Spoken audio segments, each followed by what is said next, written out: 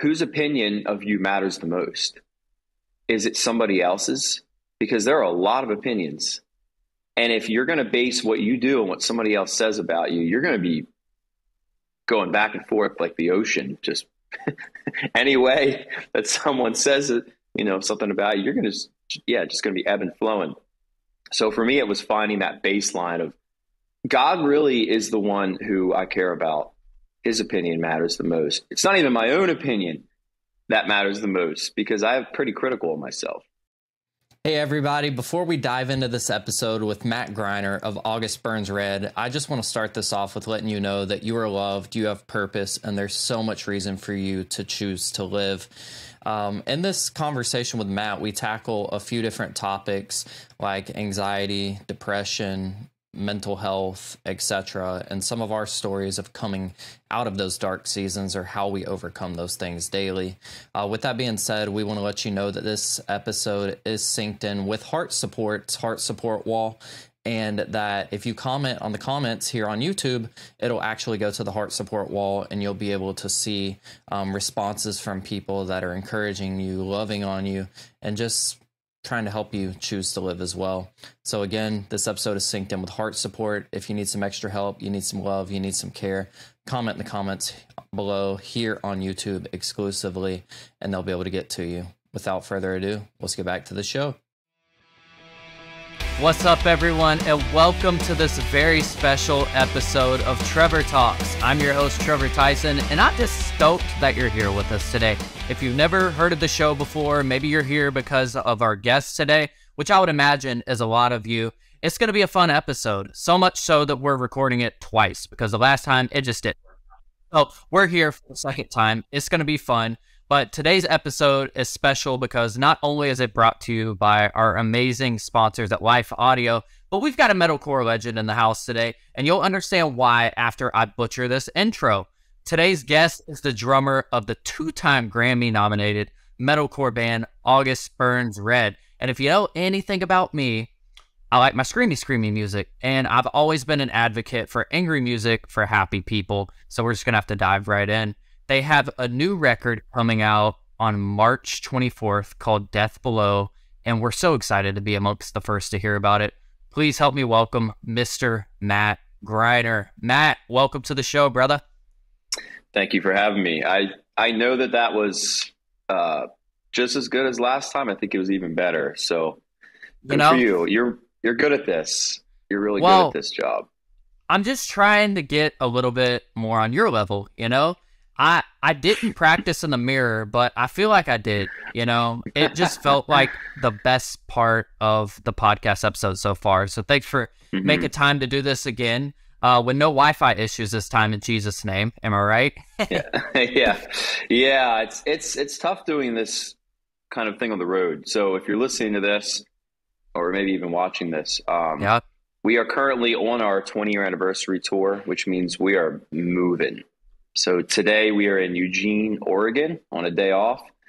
And what happens is you wake up on the bus and you walk off the bus to find a bathroom, some food, and then you find a place somewhere in the lobby, hopefully, to connect to Wi-Fi. The challenge is you have zero control over any factor, like how great is the Wi-Fi, how loud is it going to be, who's going to be walking past you, is there a place to plug in your computer? There's just so many variables. And so the other day we tried to do this. It was frustrating. I mean, it's so frustrating when you start to record and you feel like you have something really good and then it just all goes away. I think what happened was it was a really windy day. I don't know if I mentioned that, but it was like 30 to 40 mile per hour winds that day in El Paso, Texas. Yeah. And so I just assumed that had something to do with the Wi-Fi connectivity, and maybe it didn't. But either way, I have pretty good Wi-Fi here today, and I'm really thankful for the Marriott. Shout out to the Marriott. I was walking around the lobby trying to find a table, and a lady came up to me and she said, "Hi, someone in your group asked about a conference room for you to do press in today. Follow me." That's where I am. So I'm literally in an empty room. There are 3 other empty tables. I'm at the 4th, and there's no one else in here. It's really nice and private. Yeah. Shout out to the Marriott in Eugene, Oregon. Let's go. Put that on the bucket list for the ABR. What would it be? Send people on a road trip, you know? Just like we have to go to the Marriott in Eugene, Oregon, find this conference room where Matt did the Trevor Talks interview. That's where you have to find. But if there's nothing else you get out of this episode, it's that this becomes a location on a map that people, that is where that happened. They came through for him. Marriott is great, but this one particular, have you heard of the one in Eugene, Oregon? It's incredible. I've never even heard of Eugene, Oregon for the first of all. Well, we're putting it on the map right now. You're putting it on the map. The ABR map to success includes McDonald's coffee and Eugene, Oregon. So, dude, 20 years of angry music for happy people. I was able to catch the show in Atlanta. It was packed to the brim, first of all. Bleed From Within did an amazing job. The Devil Wears Prada came out and ripped an amazing set. And then you guys just come out for about over an hour just ripping it like it doesn't stop.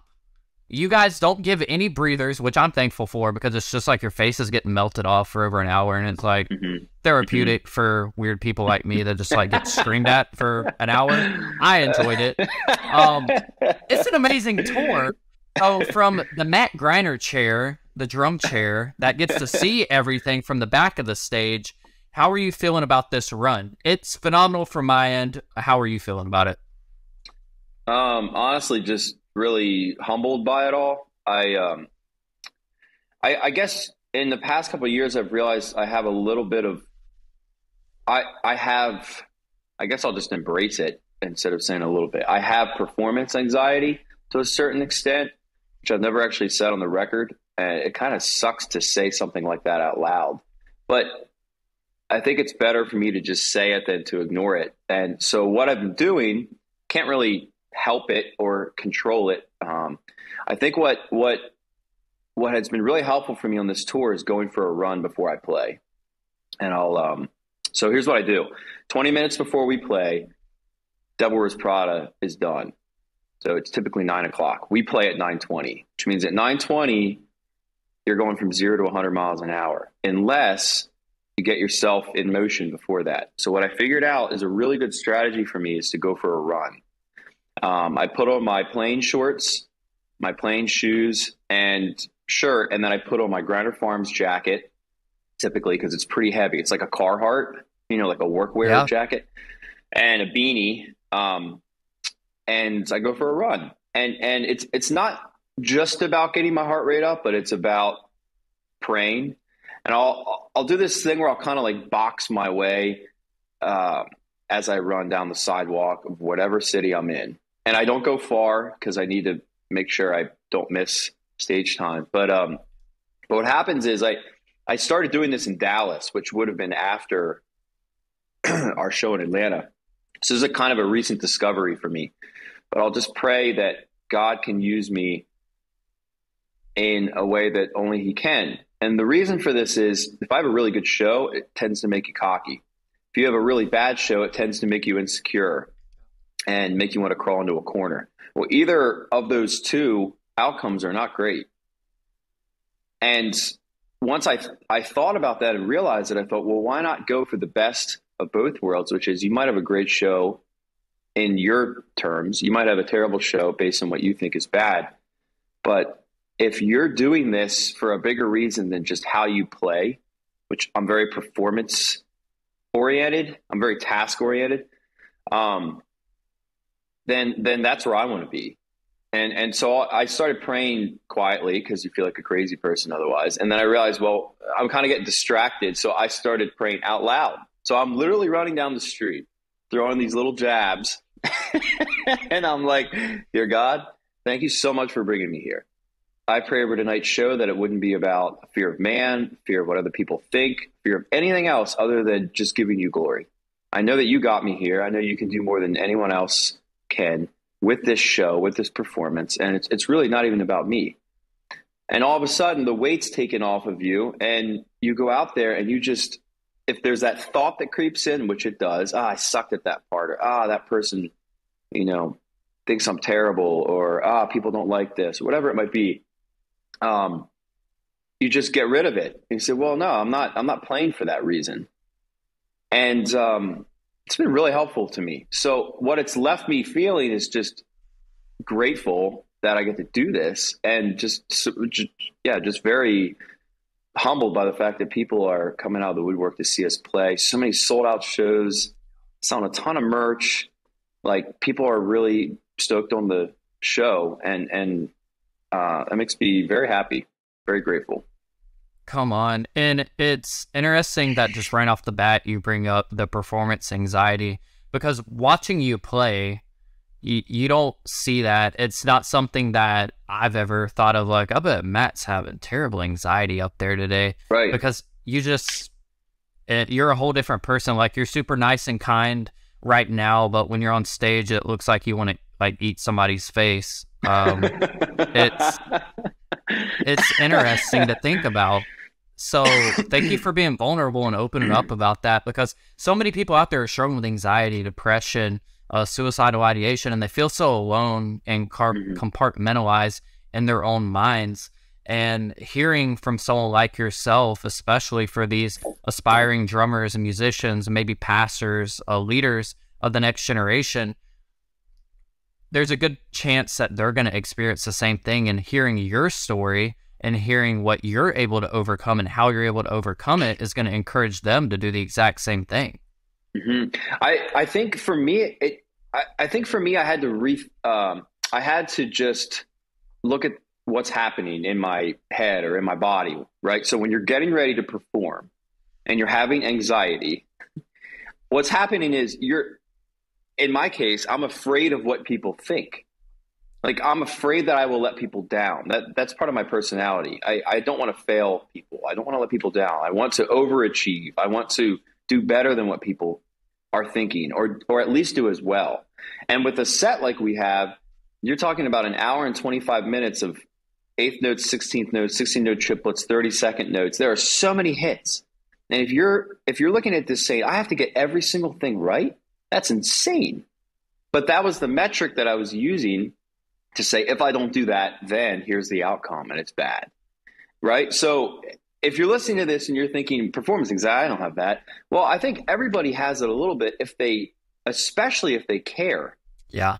Like, if I didn't care about this job, I wouldn't be thinking those thoughts. I would just be having a couple beers and going on stage and having the time of my life, but I wouldn't be playing that well. Yeah. And so I care, and I care about my job and what I do, the thing that God gave me, but I care too much what other people think. And so if I can get rid of that and think, I actually really only care what God thinks, that's the thing that matters the most, then all of a sudden you're free. But I didn't know how to do that on my own. Like, I'm not medicated for anything. I've never seen a doctor about any of this. And I've never really gotten good advice on it either. My advice would be, whose opinion of you matters the most? Is it somebody else's? Because there are a lot of opinions. And if you're going to base what you do on what somebody else says about you, you're going to be going back and forth like the ocean. Just any way that someone says it, something about you, you're going to just going to be ebb and flowing. So for me, it was finding that baseline of God really is the one who I care about.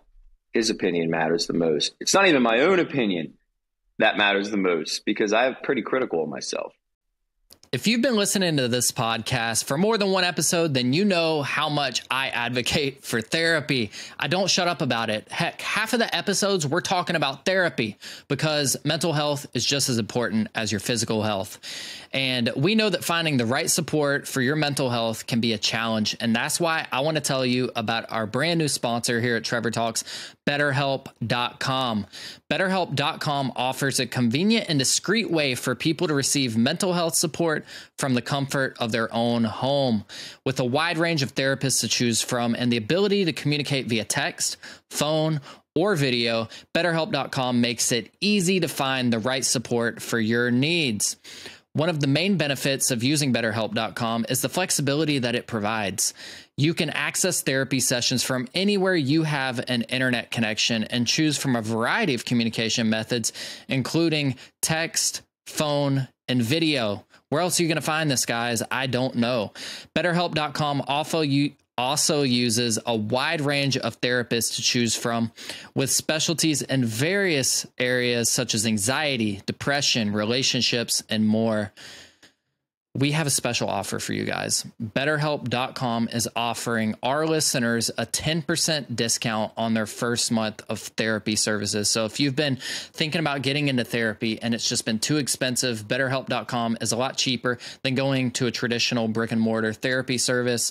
Those are great also, but if you want to get it a little bit cheaper to fit your budget, BetterHelp.com is the best spot for you. If you want to receive this 10% discount, go visit BetterHelp.com/Trevor Talks. Again, that's BetterHelp.com/Trevor Talks to receive 10% off of your first month. What the heck? This is amazing, and I'm excited to bring you this offer. If you're looking for convenient, flexible, and effective mental health support, be sure to check out BetterHelp.com, and don't forget BetterHelp.com/Trevor Talks for 10% off of your first month of therapy services. Please note that the information provided in this promotional segment is for educational and informational purposes only and is not intended as a substitute for professional medical or mental health advice. If you are in need of immediate help, please call 911 or seek support from a local mental health provider.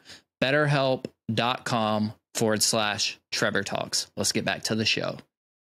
Do you think that speaks to what you were thinking, or yeah, does this make 100%. sense to you? Yeah, and I just want to recommend you an amazing resource called HeartSupport that you can reach out at any time to. Dude, this is nuts. Like, you would never think that Matt Greiner has performance anxiety. It's something I've struggled with. It's something that I know a ton of, like, people in general, like even college students, like getting up to do public speaking. Like, there are numerous stories you can find on YouTube of people like physically throwing up and getting sick from this stuff. It's a very real thing, and it's hard to explain. I grew up in Georgia in a very tiny town, and talking about anxiety, depression, all these things growing up was a no-go. Like, it's not masculine, it's not this, it's not that, you're this, you're that, you're being a wimp. That's all I grew up hearing when I was struggling with panic disorder, which was undiagnosed until I graduated high school. Like, it's a very real topic to discuss, and it's so real. It's so real for so many people out there, including us.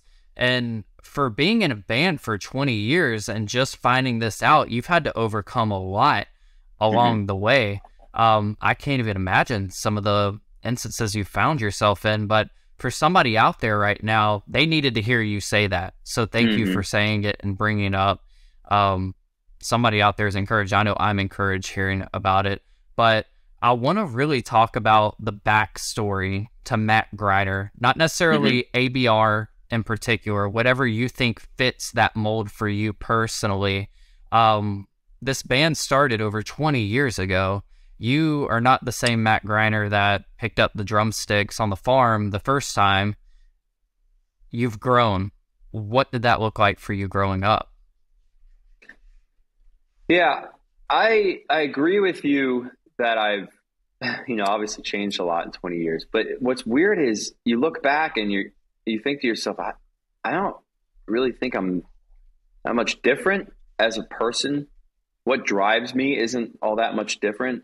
What I like and dislike isn't all that much different. And I think it's because we started the band when we were so young that we formed an identity of who we are very early on.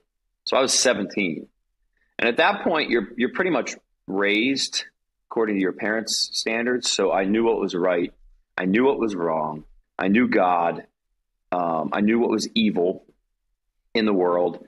But what I learned probably the most was how judgmental I was about other people.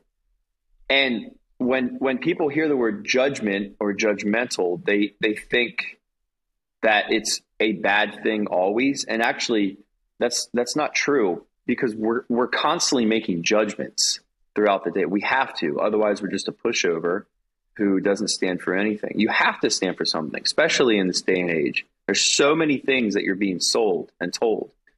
But what I had messed up was that I had the answer because of who I was or because of how I lived my life.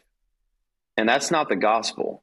The way that Christianity spells it out, I mean, the basis of the gospel is that you don't have it figured out.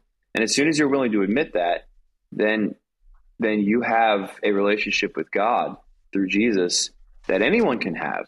And when we started the band, I was this judgmental little kid who would look around and be like, oh my gosh, that guy over there smoking a cigarette. Can you believe that? God forbid. Yeah. Like, he's smoking a cigarette. That is just like, why would he do that? What happened with the band was our singer, Jake, joined in 2006, 2007 era. And he came from a totally different life than me. Broken home, didn't trust anyone, had been just lied to and been raised in a world that I knew nothing about.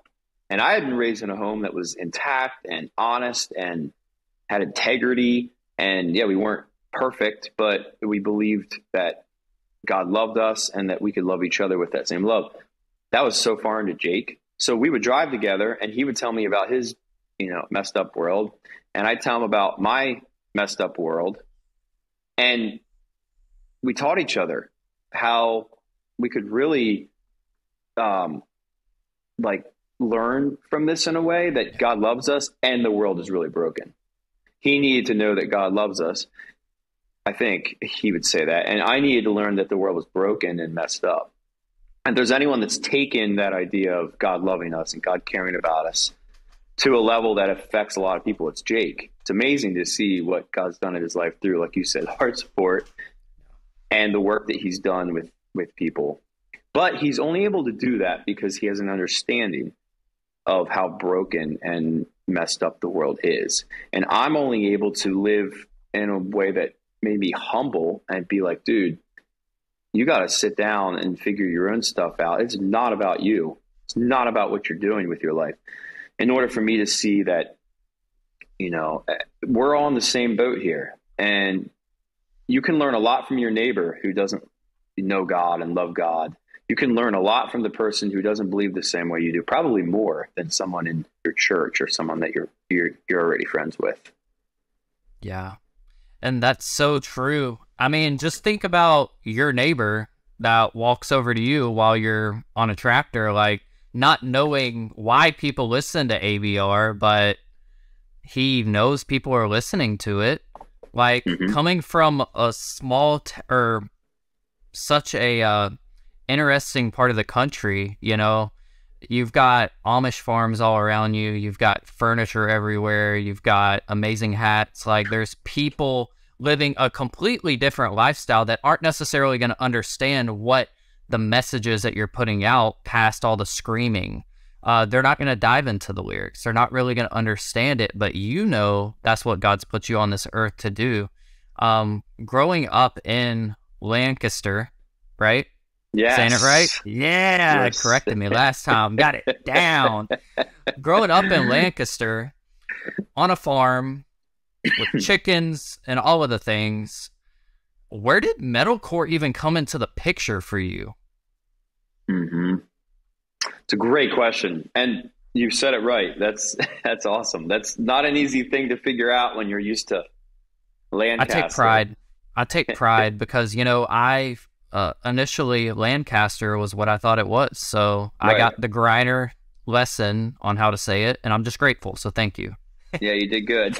Thank you. I found out about heavy music from a fest called Cornerstone and a festival called Creation. Have you heard of those? Yeah. Under Oath. Let's go. Under Oath. Exactly. Yeah. So when I found this style of music at Creation, I think was the first time, I just couldn't believe that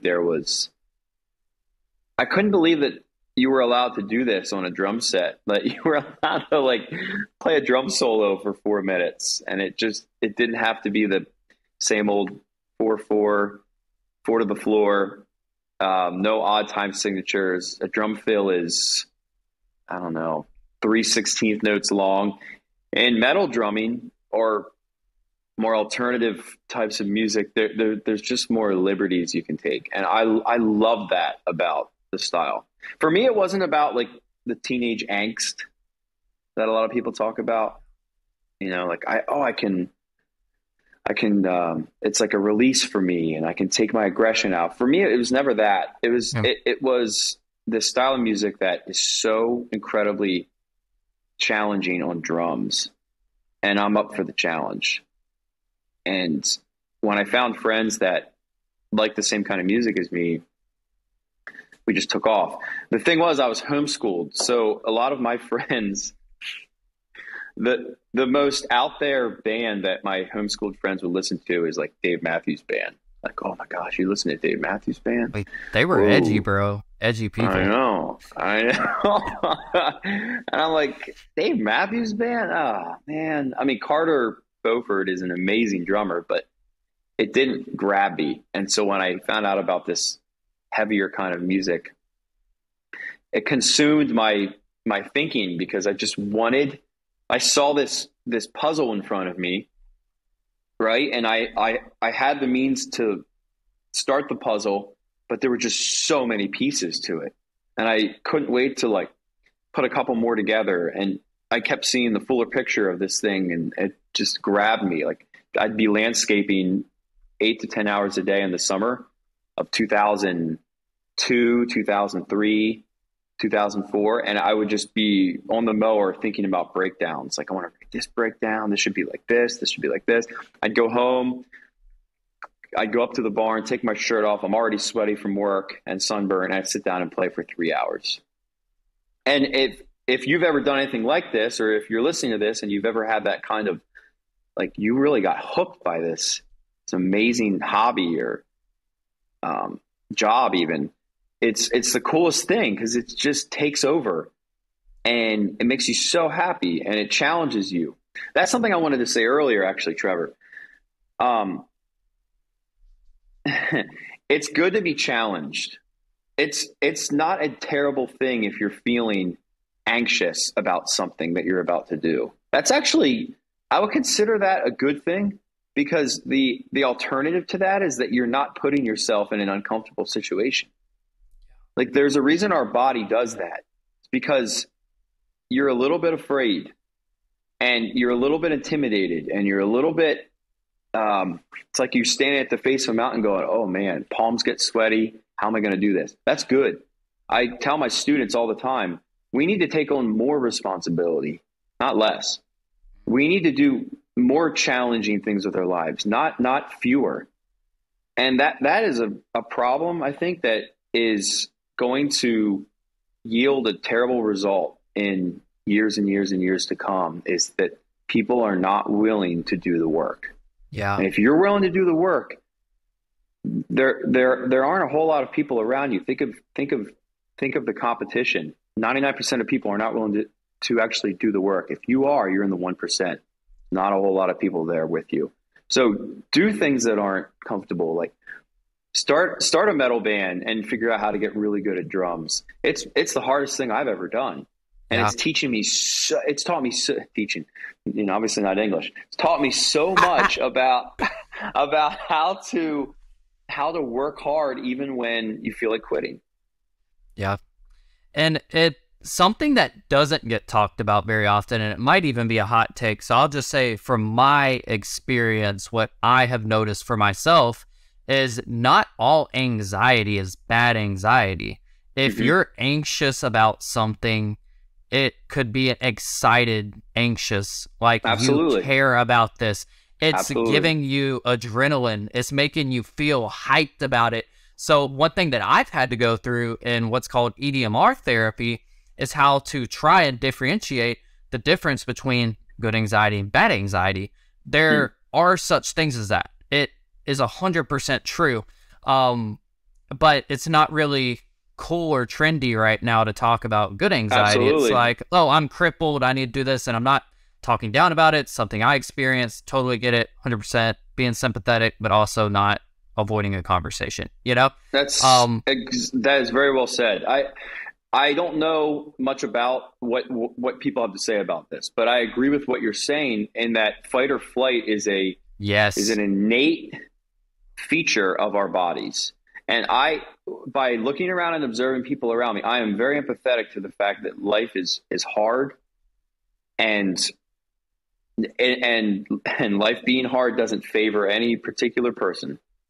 That is a lie taught by the Western, Christian church, in my opinion, that just because you're a Christian, you can avoid hard things. That is nonsense. But it's such a dumb thing to think. It's ridiculous. So dumb. It's ridiculous. So when you expect things that are challenging or painful or setbacks to come, you're not surprised by them. This is a Dr. Tim Keller idea that just blew my mind when he said it. So many people are surprised when they face things that are challenging or hard. And so not only do they have to deal with the hard thing, but they also have to get over the fact that they're not supposed to be going through this. So get rid of one of those elements. Don't be surprised by it. Life is really hard. If you need a reminder, listen to Jordan Peterson. He'll tell you over and over again. And then beyond that, that's a good thing. We're being made more into the kind of person that we should be. That's another thing I pray when I run, which is, God, make me into someone better than when I was before I started this show. Like you're probably not going to change all that much if you're constantly pulling back whenever you feel that rush of adrenaline or anxiety or fear. Don't pull back from it. Don't pull back from it, because it's going to take the space. It's like farming. Nature abhors space. So if we don't plant corn or soybeans in a field, it's just soil. What's going to grow? Weeds. Yeah. Lots and lots and lots and lots of weeds. So you have to actually plant something. You have to do something that's going to create a border. And when you do that, weeds can't take its place because there's already something there. I think that this is something that we're figuring out as we talk about it, but it's something that we've been living for years, and we're being told, no, it's this thing. Like, oh my gosh, I'm so sorry that you're having to go through that. I am empathetic that you're having to go through hard things, but everybody has to go through hard things. And actually what you can say is good for you, because think about what it could do for you. Think about the kind of person you can be on the other side of this. Actually, you can be thankful for it in some weird way, that you're having to go through a divorce, or you're having to go through a loss of a family member, or this terrible health thing. It's devastating and it's awful. And I'm so sorry. But in the same sentence, wow, think of the opportunity. And thankfully we can go through that if we have a relationship with God, with someone who knows the pain more than we could ever even imagine, because he experienced it for us. He laid down his life. He delivered the sentence is what he did. Dude. As Jake would say, the love of the sentence. Dude, I wrote that lyric. Stuff. I wrote that lyric, and I'm proud of that one. Every time it gets sang. We're not playing that song on this tour, which I noticed. Talked to a few fans about. They're like, where's Defender? And where is it? It's a banger. I mean, it is a freaking banger. Speaking of bangers, why we're here today, Death Below is coming out at the tail end of this month, dude. And it's weird for me to think that nobody else is hearing this music yet, because I just keep listening back to it and I'm like, holy frick, like this is something else. So from Matt Greiner's point of view, what separates Death Below from the rest of the records you put out, aside from the fact that there are 2 songs on this record that are over 7 minutes long, which I'm here for. Like, who cares about algorithms and things? Y'all deliver the sentence yet again. So take it away. Mm-hmm. Yeah. What do you want to know about the album? Dude, tell us about the conception of this album. One thing that really intrigued me was it seems darker, but then you have songs like Revival that end with the lyric, which I want to quote correctly, "This is the start of my comeback," which I found to be such a powerful lyric. So tell us about the conception of this record. It's darker than the previous ones, but it's also heavier, in my opinion. So I love it. Why are the fans going to love it? And tell us about the conception of this thing. Yeah, that's actually a good way to sum it up. It's heavier. It's heavier than some previous albums, but it's more. A fan yesterday at Meet and Greet said, "Hey, I like you guys a lot, but I like more of the atmospheric, kind of ethereal sounding parts more. And we're like, okay, you'll like Death Below. Yeah. Because some of our previous albums most recently didn't have a whole lot. It was like, da da da da da da da da da da. You know, it was very quick to move along, and there wasn't a lot of space. No one complained about that, by the way. So this is y'all making some, even you're expanding your sound even more is what's happening, and I'm here for it. It's phenomenal. Thank you. I think people will like this album who like August Burns Red because it's heavy and it's atmospheric sounding, and it's dark, and it's complex, and it's kind of linear, well thought out. There's so many textures. You're going to hear something new 10 times after you listen to it for the first time. And I think new fans are going to come into the fold because it's just the best thing we've ever done, like musically and lyrically. I actually only wrote one lyric for this album. So for me to say that is not helpful to my case. I wrote most of the lyrics on Constellations and Messengers and Leveler. Most, I mean, half maybe or 3/4. But Brent and Jake did an amazing job on this album writing lyrics. And Jake, there's something about the way that he writes, like Marianas Trench, where you read the lyric or you hear it being delivered, if you will, and it really speaks to you. And it's because he doesn't care what people think about him. He doesn't care if it's right or wrong to say a certain thing. He's going to write based on his heart, on his experience. And so that translates through music. It's not phony. It's not generic. It's genuine and authentic. Yeah. And that's Death Below. It's us. It is authentic, genuine August Burns Red, circa 2023, 20 years into our career. Come on. And why do you think this is the right time for the message that is being carried with Death Below in 2023? Okay. So the album title comes from the lyric I wrote. And it's about kind of what we were talking about in this episode, funny enough, how you can do everything in your power and it's still not enough. You come up short over and over and over again.